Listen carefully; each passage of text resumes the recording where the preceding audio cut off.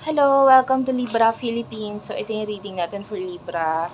Sun, Moon, Rising, Venus, Jupiter, Libra. Take only what resonates. Bale, hindi ito magre-resonate sa lahat kasi hindi ko talaga makakuha lahat ng energy ng Libra sa mundo. Ayan. Guys, pagpasensyahan mo na lang. Wala ako sa regular setup ko. So ganito. Ito lang yung kaya kong ibigay na sa ngayon. Pagpasensyahan mo na. Anyway. Actually, sa lapag nga lang ako nag-shuffle ngayon. Ayan. Wala rin akong table. So, pa-comment na lang yun sa baba. Kahit heart-heart lang, smileys, malaking bagay sa akin yun.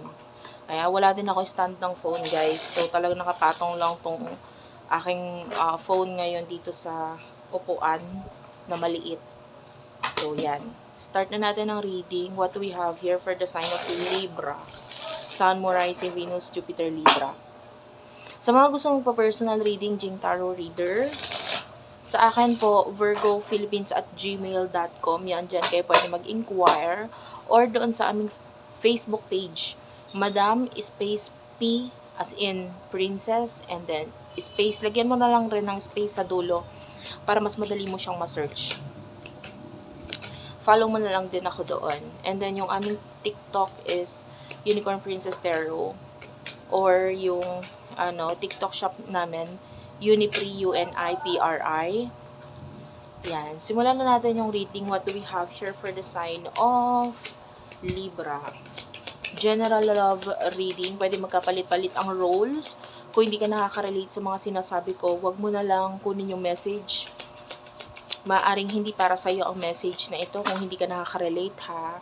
Ayan, maybe next time makuha ko yung energy mo. Kung maingay nga pala sa background, medyo maingay talaga. May times na magiging maingay, pagpasensyahan mo na lang. You do have here the Queen of Mirrors. Ayan. Makikita mo dito sa picture, there's a high heels, no? Queen of Mirrors, and then this is the King of Mirrors. Wow! King of Mirrors, King and Queen of Mirrors. Napakaganda, no? And then, person na nakakonect mo, kunin na rin natin yung energy niya. Ayun. Lumayo. Wait lang. Pulutin ko. Okay. Yung sa person mo nakakonect is the 8 of Mirrors. Ayan.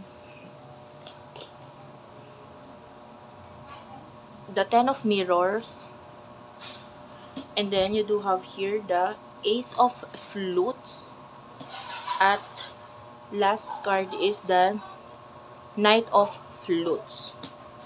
Okay, King and Queen of Mirrors. I feel like you are someone na very professional. Maybe yung iba sa inyo, magaling kang tao talaga. You could be someone na talagang sophisticada, babae man or lalaki, sophisticated, and then may class, or maybe yung iba sa inyo talagang matalino or magaling, talagang masasabi. Ayan na, medyo maingay na sa kasi sa kabila po may nagkakaraoke, so wait lang. Ayan, medyo nilapit ko lang yung camera so that medyo marinig mo ko, kasi lalakasan ko yung boses ko para hindi mo na lang marinig yung, hindi ko alam kung naririnig mo yung karaoke sa labas. Yan, kasi sa likod nitong aming building, kung nasaan ako ngayon, is terminal po ng tricycle, and nagkakantahan sila ngayon doon, medyo maingay. Anyway, you could be working in an office or somewhere na, or kung hindi man ganon, talagang medyo pag nagbihis ka lang, hindi ka, kahit wala kang pera, para kang may pera. Ganon.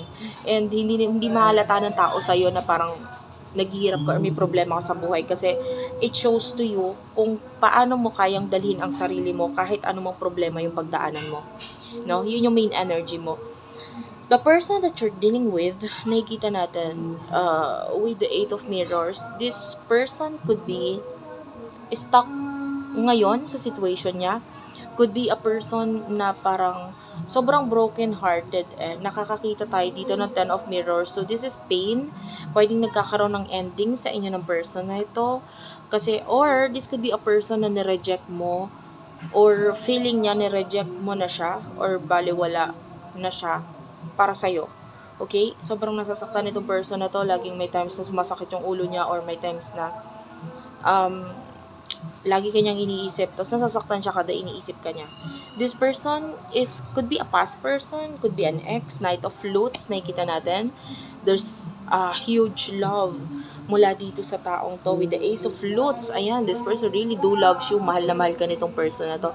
Kaya lang yung iba nga sa inyo, pwedeng na-reject mo yung person na to or parang na-feel niya na parang wala ng chance sa inyong dalawa. And then, tinitiis niya lahat. And then, ano ba yung emotions ninyo sa isa't isa?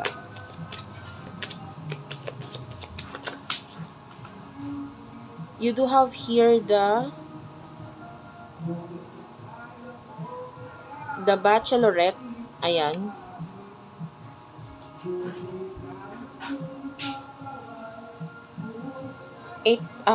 Nine o 8 of Rings. Camera guy.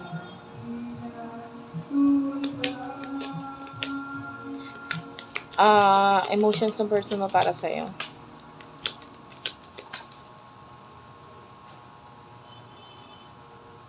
Ace of Rings is at the bottom of the deck. Talagang mahal ka nitong taong to eh. Ikaw naman kasi yung paningin mo or yung iba, yung ano mo, yung attention mo or yung pagtingin mo or yung attraction mo I feel like nasa ibang tao na or nasa iba ka na nakafocus, kung may minamahal ka man ngayon or may nagugustuhan ka ngayon, ibang tao yung nakikita natin dito or ibang person at hindi itong person nakakonect mo dito or nakuha na natin ng energy. Itong person na to is, you do have here the Daydreamer, Page of Flutes. I feel like naaalala niya yung ikaw, naaalala niya yung mga nakaraan mo or ninyo or kung ano ka noon, yun yung naaalala niya. Knight of Roses. Yeah, this person really loves you. This person, nakakaramdam din ako ng new person para sa iba na parang this person wants to win your heart. Gusto niyang makuha ka. Parang ganon. And then this person, dun sa mga may new person, I feel like the new person is parang, parang nangangarap na siya ng future kasama ka. Or this person is already manifesting you. Minamanifest ka niya. You do have the 7 of Rings for the right or reason. For some of you, yung iba sa inyo, this could be your side ha. Yung kapila. Basta bahala ka na kung sa may lalagay sarili mo dito. Pero yung isa dito, nakikita natin nagfo-focus sa children or a child. Especially if you're dealing with a ex. Okay? Kung hindi man yung person mo yun na nagfo-focus sa child, this could be you. Na nagfo-focus sa child and you still love the ex, you still love your person. Pwedeng ganun yung situation. Pero yung iba sa inyo, pwedeng, kung sino man yung nagfo-focus sa child, if you're dealing with an ex, with a past person, nakikita natin na mahal ka pa rin nung taong yun. Or kung ikaw ito na may iniintindi mo yung mga anak ninyo, mahal mo pa rin yung past person mo. Okay, so, yun nga. But nakuha natin na energy mo dito is that you're focusing sa ibang connection or ibang tao. Some of you really do look beautiful. Babae man or lalaki. Alam mo yun? Hindi man sa pang-ano, pero ang nakikita ko kasing mukha ngayon is si Ivana Alawi, ganun.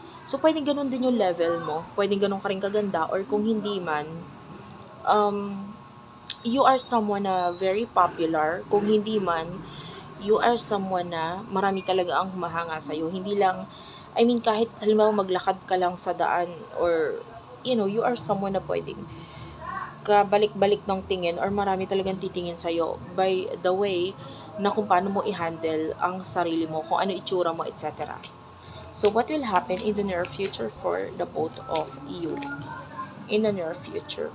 You do have the 2 of Rings, final 2. Ayan, this is like the Libra symbol. Ayan, weighing scale. Queen of Roses. Ayan. Ayan, nakikita natin dito, Miss USA. The Beauty Queen. This is you. And then, the Cocktail Party. And then, sa person mo, in the near future, for you, Libra, you do have here the Ten of Flutes, the Bachelor. Okay, one last card for you, Libra. Bottom of the deck, Seven of Roses.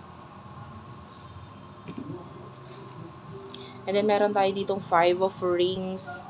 Some kind of change ang nakikita natin. Someone here na pwedeng dumating sa buhay mo na maging dahilan para dito sa person na ito na parang ma-insecure siya. This person will think a lot of negativity or magkakaroon siya ng yun nga, insecurities, and parang masasaktan siya. Pero pwedeng hindi niya na lang ipakita sa iyo, hindi niya na lang ipakita sa iyo or sabihin sa iyo kung gaano siya nasasaktan dito. You are the Two of Rings. Sa nakikita natin in the future, itatry mong i-balance I feel like itatry mong i-balance yung work mo, career mo, and love mo. Yung iba sa inyo, pwede namang itatry mong i-balance yung pagtingin mo with other people, especially kung may connection ka pa in the past. Parang, lalo na kung may ex ka pa, sabihin na natin ganun, and then you're still connected dito sa ex na to through a child or children. So, dahil doon, parang, itatry mo pa rin i-balance kung ano yung tama lang. Hindi pwedeng, 'di ba, parang ibabalik mo yung dati, maybe in the past you're being open pagdating sa karelasyon or what. Pero nakikita natin yung balance in the near future pagdating sa'yo. Queen of Roses is here. So, I can see you winning in the near future. Winning, yung iba pwedeng may mga awards, accomplishments in the future. And then, I can see cocktail party. So, a lot of celebration. And I feel like ikaw talaga pag-uusapan ka ng maraming tao in a good way. Parang ang bango ng pangalan mo. In the near future, pwedeng halimbawa yung mga relatives mo pag-uusapan ka nila, pero magaganda na yung mga sasabihin nila towards you. Diba? Parang pag-uusapan ka nila, pagchichismisan ka nila, pero ang sasabihin nila is yung mga magagandang bagay na nangyayari at nangyari na sa'yo. So, ganun. And then, yeah, pagdating sa love, there's someone here who is in pain dahil pwedeng there's a lot of realizations dito sa taong to. Ayan, pero pwedeng hindi niya ipakita sa iyo. So, yun lang ang aking reading for today para sa'yo. Hopefully, nagustuhan mo yung reading. Sana mag-comment ka at pasensya na po ulit sa mga ingay sa paligid. Hindi ko po mapigilan yan. Ayun lamang po. Maraming salamat and bye-bye!